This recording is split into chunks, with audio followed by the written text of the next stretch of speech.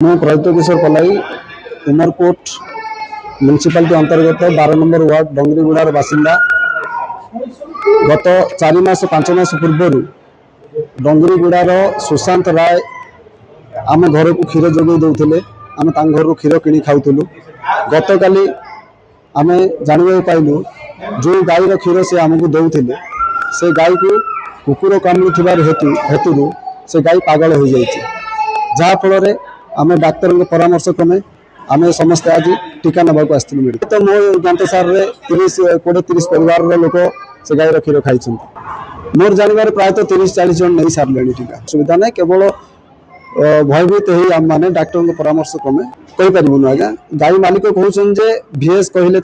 ये गाई को कौन केबे ना केबे कुकुर कामुड़ थी जहाँफल गाईर ये लक्षण परिलक्षित हो गाईर केबे क्षीर गाई कुकुर चाबी आम जानी पारली नहीं। तापर गाई 3-4 दिन है खादी ठादी बंद कर देला पानी किसी खाद्य खाऊ ना कि ना तार धीरे धीरे पागल पड़ा हो गला पागल पड़ा होना काली राति मरीगला क्षीर बिकुली आम गाईर समस्त डरुची बोले डरुक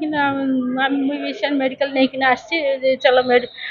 जदि डर बोले चलो आम संगे चलो मेडिकल वैक्सीन दे देवा अच्छे आम गाड़ी अच्छी केते लोक मास्किया ने क्षीर गोटे खबर सकाल आम जाना पाइलु जोटा कि गोटे कुकुर कामुड़ी गोटे गाई को से गाई क्षीर पीकि सब लोग एफेक्टेड होती आम जाना पाइलु। तो बर्तमान सकाल सब जो जाना पड़े सब मेडिकल मेडिकल जो स्वास्थ्य मेडिकल आनिक सब टिकेट कराई बर्तमान सब लाइन रे अच्छा जो 26टा परिवार से गाई क्षीर पीकि एफेक्टेड होती गाईटा भी एक्सपायर्ड करगला पागल कुकुर कामुड़ा जानवर पागल कुकुर कामुड़ा से गाईटा एक्सपायर्ड कर समस्त पीते सर से गाई क्षीर पीकि देख आप पी सारा